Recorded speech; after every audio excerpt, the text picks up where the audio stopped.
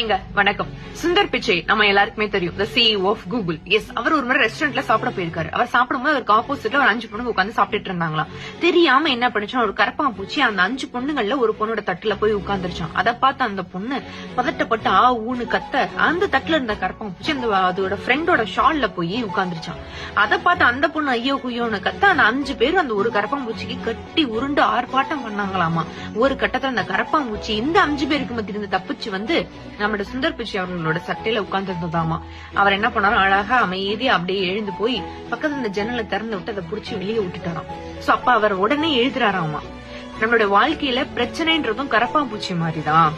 அத எதிர்பாராத விதமா வரலாம், ஆனா அத ஒவ்வொருத்தங்களும் எப்படி எதிர்கொள்றாங்களோ அதை பொறுத்துதான் அது ஒரு காரியமா இருக்கணும், ஒரு பிரச்சனையா மாறுதும் அப்படின்னாராம்.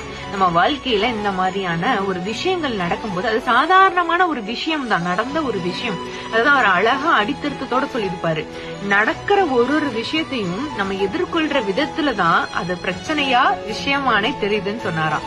சோ இனிமே நம்மளோட வாழ்க்கையில வர இந்த மாதிரியான சின்ன சின்ன கரப்பாம்பூச்சிகளை அழகா அப்படியே ஜன்னலை தட்டி விட்டுட்டு போறோம். ஓகேவா? இனிமே அதோட சேர்ந்து நம்ம மல்லு கட்ட வேணாம். புரிஞ்ச